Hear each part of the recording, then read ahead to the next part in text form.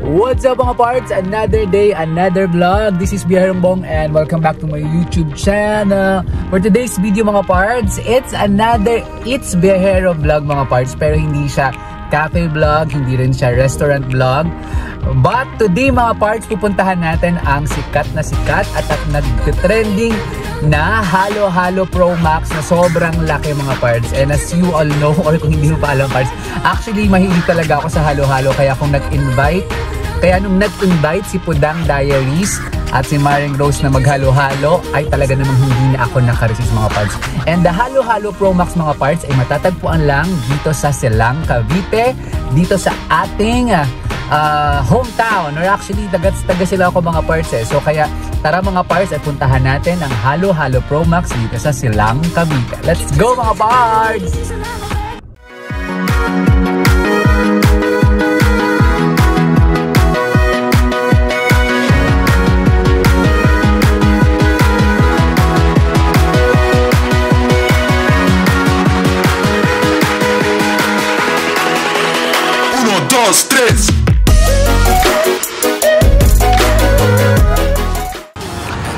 So ayun na nga mga parts, dito lang yung matatagpuan sa JP Rizal Street sa Silang, Cavite. Ayan na mga parts, so nagpark lang tayo sa harap.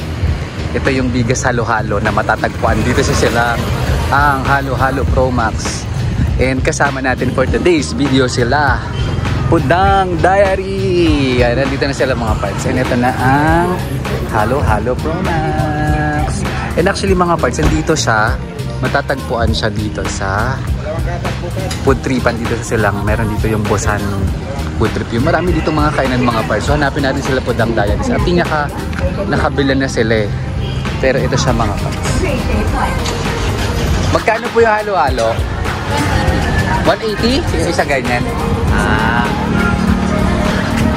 Diyan, dami ng sahog mga parts. Sumili tayo ng Halo Halo Pro Max. At isa nga pong Halo Halo Pro Max. So ito sa mga parts, ganyan sa kataki. Ayan. Naka-prepare na siya. Lagyan na nila lang yun. Ilan po yung sahog ng Halo Halo Pro Max, ma'am? 1, 2, 15? 1, 2, 3, 4, 5, 6, 7, 8. Ayun na. 13 na lang. Bakit tayo? Ba't wala? Okay. Pero 15 lahat talaga, te. Dami pamilya. Chop lang, may ube. Tsaka may ice cream ba? Magiging 200 po siya pag may ice cream. Pag may ice cream. Ano pong flavor ng ice cream? Vanilla po. Okay.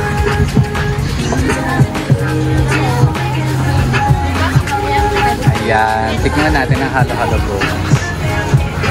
Okay. Lagay natin yan sa vlog.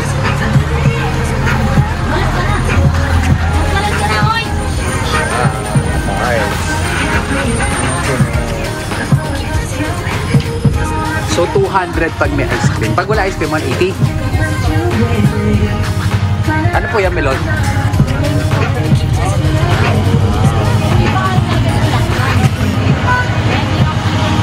Ayan. So ito yung mga sahog ng mga parts. Ang dami. Saging, kamote, sago, nata de coco, lampo. Ayan. Ayan. Parts. Nandun pa yung iba. May parking dito mga parts. Ayan. Ay. Yan yung parking. Kain tayo mamaya. Yan na mga parts.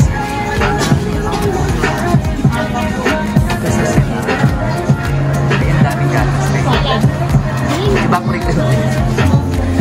Isang galon din natin yung gatas. Ano ba size na?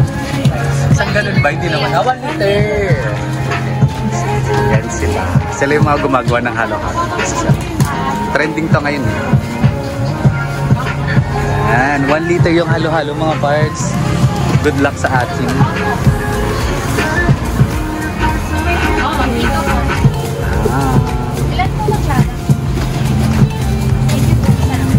Yan na ang Halo-Halo Pro Max.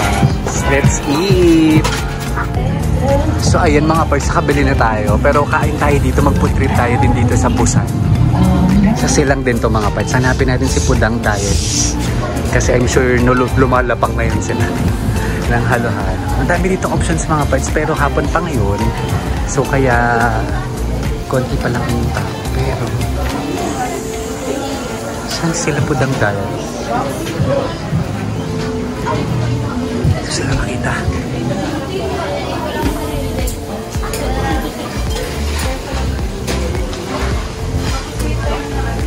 Hanapin natin sila.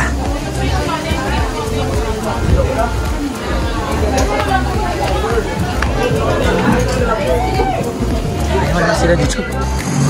So mga parts, nakita na natin sila Pudang Diaries at saka si Elon ay nagpo-food trip na naman po sila. So puntahan natin kung ano ang binibili nila. Pero yan, dami dito mga parts na silang malapit lang sa simbahan. Yan. At tingnan natin kung ano ang pwede natin ma-food trip dito sa sila. Ayan na nga po sila, kanina ko pa po sila. Hello mga parts! Nandito kami! Ayan! O, diba food trip? Doon tayo sa Busan, Ilon! Doon tayo sa Busan kumain. Ayan, kasama natin for today's video. Sa laki nyo, hindi ko kayo. Grabe! Makakasum ka ha? Kasama natin for today's vlog mga parts ay si Pudang Diaries. Hi mga parts! At saka si Maring Rose na galing Japan. So, babalik tayo din mga parts sa Busan. Food trip tayo. Huy, teka lang! Hindi pa yan pedestrian. Sama namin si Elon. So, babalik kami sa Busan. Yan. Let's go. Kain tayo mga parts. Laki. Bangkok Thailand. Ay, teka lang. Pupwesto lang.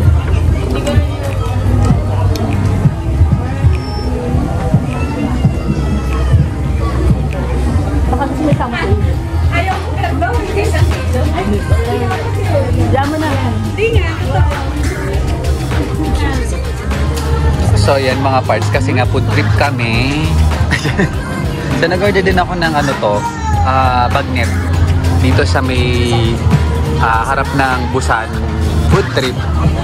Meron din ditong samgyup for only 199 pesos. Yan. Dapat na yan kanina kasi ito kinit. Init kasi magluluto ka. Yan. Ito yan, dyan ako bumili. So tikman natin. And sila Maring Rose, ang dami binili mga pagkain dito. Gusto namin i-try. Sa plaza sila bumili. Bestseller na sila. Isa pa to si Pudang Diaries. Grabe ba? Yan, mamaya mag-review tayo ng kanilang mga kinain namin dito. Kung ano, masarap ba siya. Ayan, pa. So, order din si Maring Rose na shabu-shabu. Fairness, pwede na. Ano, masarap. May lasa naman. Magkano yan? Sarap. 130? O, yung in-order ko na lechon kawali, 140. Isang. So, yan mga parts. Tapos na kaming kumain dito sa Busan. At sa Halo-Halo Pro Max. So, tingnan natin. Ano masasabi ng mga parts natin si Pudang Diaries? Ito lang. Ano, masarap ba? Alin ba? Yung halo-halo. Halo-halo? Okay lang. Wala namang kakaiba. Malaki lang yung Kasi Pro Max. Pro Max na. Pero hindi Pro Max yung sahog. Sakto lang. Pag regular halo-halo. Lalagyan lang ang Pro Max. Yan. Ikaw naman, Mars. Sa akin, honest review Oo. So, Ito. para sa akin, mahal siya sa 180. Malaki siya, pero Kasi sanay siya sa amin. yung lasa, medyo matabang. Hindi ko malasahan yung mga sahog. Grabe ang ano sa rin. Ayan. So, yan. Yung mga ibang namin in-order mga parts. So, nasarapan kami Ito dito. okay naman siya. Masarap naman siya. At saka, ano ba? Ay, ito. Sobrang tamis. Ano ba yan? Ito yung sa plaza. Nacho. Medyo matamis yung Sobrang tamis ng sauce. sauce. Pang bata. Pang estudyante. Student price sila actually. Oo, pero mura, di ba? Affordable. Mura. Okay. Tapos yung mga, dito, yung samgyup dito, 199 lang. Pero yung mga parts, kung madami kayo, at syempre creamy kayo pag nahalo-halo kasi summer ngayon, pwede nyo naman dayuhin to, di ba? Kung For sharing to. for sharing talaga siya. And yun. Huwag So, na mag-expect ng sobra. Huwag lang kasi kung hype sanay- lang siya sa mga TikTokers. kung sanay kayo sa halo-halo na masarap, okay naman siya, pwede na siya. Pero yun nga, 180 to, pero walang ice cream. Kung may ice cream, 200 naman. Ay man, 20 lang sa isang ice cream. O, sabi kanina doon, nagtanong ako eh. Talaga? So, meron silang may ice cream? Meron silang may ice cream, 200 pesos. Hindi nila in-offer. In-offer sa akin. Sa'yo lang. Oo. So, ayan, meron pa dito isa busante. Korean din pa mga parts. So, parang medyo late lang sila nagbubukas. Pero yeah, Korean. Kung feeling Korean kayo for the day, they have here sa busante. Some view.